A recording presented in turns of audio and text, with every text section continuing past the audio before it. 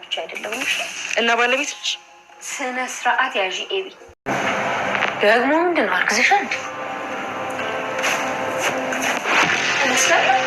ተመሳለሽ አላለሽ እንዴ? አይ በአንቺ ልጅ ውጪልኝ፣ አሁን ስራ አታስፈጪ፣ ስራ ፈት ሂጂ እነግርሃለሁ እያልኩ እንደው የሰላም ነገር እንዴት ይሻላል? ሰላም ማለት ሰላም የኛ? አዎ ሰላም የኛ። ምን ማለቴ ምን ሆነች? ላሽ ነው ያናገረችሽ ነገር አለ? አይ ምንም ነገር አላለችኝም። ግን እንደው ደር እድሜ ልኳን እኛ ቤት ውስጥ ልትኖር ነው እንዴ? እንግዲህ እሷ ከፈለገች ምን እናድርግ? ተማሪያ ናት፣ አልፈልግም አለች ብትልስ ደር እሷም እኮ ሰው ናት። ማግባት መውለድ ትፈልጋለች። እሷ ዝም ብትልስ እኛ ማሰብ የለብንም እንዴ? እሱማ ልክ ነሽ፣ ግን የእሷ ፍላጎት ካልሆነ እኛ ምን ማድረግ እንችላለን? ያለህ ወታ የራሷ ህይወት እንድትጀምር እንርዳት ይሻላል ብለሽ ነው? አዎ ደሬ ግፍ እኮ ነው። ስንት ዓመት የኛን ቤት ስታጥብ ትኖራለች። ፈጣሪም ቢሆን በበጎ አያየው። ግን እኮ ለልጆቻችን እንደሷ አይነት ሰው የትም ማግኘት አንችልም እኮ ማርቴ። እኔም እኮ ጠልቻት አይደለም፣ ግን የእሷ ህይወት ሳያሳስብ በዚህ እድሜዋ ካልወለደች በኋላ እኛ ነው የምትወቅሰን። ደሬ እኔም ሴት ነኝ፣ የሴት ልጅ እድሜን ጠንቅቄ ያውቀዋለሁ። ግድ የለህም። እሺ ምን እናድርግ ታዲያ? እንድትወጣና የራሷን ህይወት እንድትችል እንርዳት። እሷ እሺ ካለችሽ ነገ ማክሪያት። እንዴት ነው እሺ ካለችሽ ማለት? ማለቴ ለመውጣት ፈቃደኛ ከሆነች ማለት ነው። አነጋገር እኮ ከዚህ ቤት እንደማትወጣ እርግጠኛ ይሆንክ ነው የሚመስለው። ለማንኛውም ነገር ራሷን አናግሪያት። እሷ መውጣት ደስተኛ አይደለም እንዴ? ለምን ሆናለሁ? ለልጆቼ እንደሷ እንደ እናት የሚሆን ሰራተኛ ከየት ማምጣት ይችላል? መልካም አከራይ ቤት አያሰራም አሉ። ታዲያ የራሷ ጥሩነት ለራሷ እንቅፋት ይሆናት እንዴ? በይ በቃ ነገ እሷን አናግራት ማርቴ። እሺ አናግራታለሁ እና ምን እንዳለችኝ እነግርሃለሁ። ሰላም አርግዛለች። ናታን ለዳጣ እንደሚያፈቅራት በጽሁፍ በስተትም ቢሆን መልእክት ላከላት። ሰላም ጤና ስጥልኝ ውድ የዚህ ቻናል ተከታታዮች እንዴት ናችሁ? እንኳን ወደዚህ ቻናል በሰላም መጣችሁ እያልኩኝ ዛሬ በዳጣ ድራማ ተገናኝተናል ማለት ነው። ዳጣ ድራማ በባለፈው ክፍል ናታን አቢጊ ዳጣ እንደ ዳጣ ሆና እየጻፈችለት ትወደኛለህ ወይ? ለእኔ ምን አይነት ስሜት አለ? አብረን እንሁን፣ እናም ደግሞ ወተን እንዝናና። አባትየው ውጭ ሀገር ስለሚሄድ የሱን መሄድ ተጠቅመን ከቤት ወተን እንዝናና ብላ ጽፋለት ነበረ። እሱም ደግሞ ለሷ ስሜት እንዳለው ለሌላ ሴት ደንግጦ የማያውቀውን እንደሚደነግጥ እናም ደግሞ እንደሚወዳት እናም የሷን ስሜት እንደሚጋራ ነግሯት ነበረ። እናም አቢጌልም እናቷ ስትመጣ እንግዲህ ናታንና ዳጣ ሌላ ነገር ጀምሯል። የተጻጻፉትን ላሳየሽ ብላ እንግዲህ በእናቷ ልታስይዛት ነበረ። ግን ዳጣ በዛሬው ክፍል ናታን ክፍል ትገባና ከሰላም ጋር አውርታ ስትጨርስ ወደ ናታን ክፍል ስትገባ ናታንም እንግዲህ ያወራችው በደስታ ተቀብሎ እሷ እንዳወራች ነው እንግዲህ የሚያውቀው። ተቀብሎ ሊያወራ ሲል ቴክስት ምንም አይነት ቴክስት እንዳልመለሰችለት ስልኳንም እሷ ጋር እንዳልሆነ ስትነግረው እንግዲህ ደንግጦ እንግዲህ ኤቢናት ብሎ እየተሯሯጡ ሲሄዱ ስልኳንም ለመክፈት ስትታገል ደርሰውባታል ማለት ነው። ጉዳችሁ ታወቀ፣ ያወራችሁትን አይቻለሁኝ፣ እናም ከፍታችሁ አሳዩ ብላ እንግዲህ እናትዮ ፊት ስታጋፍጣቸው እሷም ዳጣም አልከፍትም፣ ለምንድን ነው የምከፍተው? ስልኩ የኔ ነው አልከፍትልሽም ብላ ስትላት ውሃን አስከፍታለሁ ብላ ውሃ ጋር ይዛ ሄዳ ነበረ። እንግዲህ ዳጣም ተከትላት ሄዳለች ማለት ነው። አልሰጥም ውሃንም አስከፍታ ልትመለስ ስትል ዳጣ ስልኬን መልሺ፣ ከኔ ጋር በኃይል አያዋጣሽም፣ በፍቅር እንኑር ብዬ ከዚህ በፊት ጠይቄሻለሁ፣ አንቺ ግን ነገር እየፈለግሽኝ ነው እና በነገር ከመጣሽብኝ በነገር ነው የምመልስሽ፣ ምመልስሽ እና ስጪኝ ስልኬ ብላ ስትላት አልሰጥም፣ ጉድሽን ሳይታይ ለአባቴም ለእናቴም ሳላሳይ አይሆንም፣ አንቺ እነሱ ፊት ጨዋ ትጫወቻለሽ፣ በስተኋላ ግን ሌላ ሰው ነሽ ብላታለች ማለት ነው። እንግዲህ ዳጣም እጇን ጠምዝዛ ጥላት ስልኳን ተቀብላለች ማለት ነው። እንግዲህ ውሃም ዳጣ በጣም ኃይለኛ ናት እና ጉልበተኛ ናት ብላ ስታወራ አቢጊ ተናዳ በጥፊ መታታለች ማለት ነው። ውሃም ተናዳ ጸጉሯን ይዛ አለቅ ብላ የተወሰኑ ደቂቃዎች ይዛታለች ማለት ነው። በዛ አጋጣሚ ደግሞ ዳጣ ወጥታ ቴክስቶቹን አጥፍታዋለች ማለት ስታጠፋ እንግዲህ እያባረረቻት እናትዬ ወዳለችበት ወደ ሳሎን አብረው ተያይዘው ሄደዋል ማለት ነው። እናትየውም እንግዲህ ምንድነው የተፈጠረው ብላ ናታንን ስታወራው ነበረ። ካንተ ውሸት አልጠብቅም፣ በአንተና በዳጣ መካከል ምንድነው የተፈጠረው ብላ ስትለው እኔ ዳጣ ምንም የምታውቀው ነገር የለም፣ አቢጊ የዳጣ ስልክ እሷ ጋር ነበረ፣ ስትጽፍም የነበረችው እሷ ናት፣ እናም የማይሆን ነገር ነበረ ስትጽፍ የነበረው ብሎ እየነገራት ነበረ። እናም እሷም አቢጊ ናት እርግጠኛ ነህ ወይ ዳጣ የለችም ወይ ብላ እንግዲህ ጠይቀዋለች። እናትየው አውሎ እያወሩ እያለ ሁለቱም ተያይዘው እናትየው ጋር ሄደዋል ማለት ነው።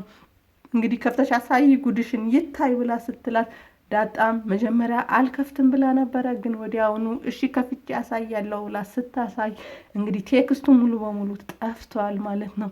መጀመሪያ ናታን ደንግጦ ነበረ እሺ ከፍተዋለሁ ስትል፣ ምክንያቱም ያው እንዲታወቅበት አይፈልግም፣ ሁለቱም ሰው ቤት ነው ያሉት።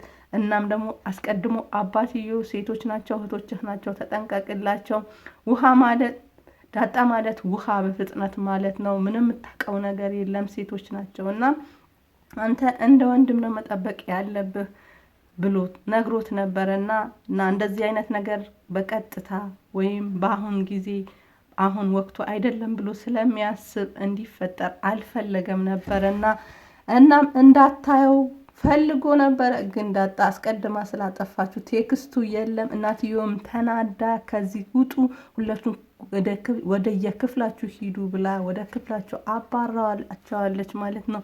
አቢጊን እንግዲህ እኔ አይቼዋለሁ፣ እኔ ልጅሽ ነኝ ልዋሽ አልችልም ብላ እናትየው በደካማ ጎና የምትጠቀምባት እሷ ናት። የልጅቷን መበላሸት ዋነኛ መሰረቷ እናትየው ናት።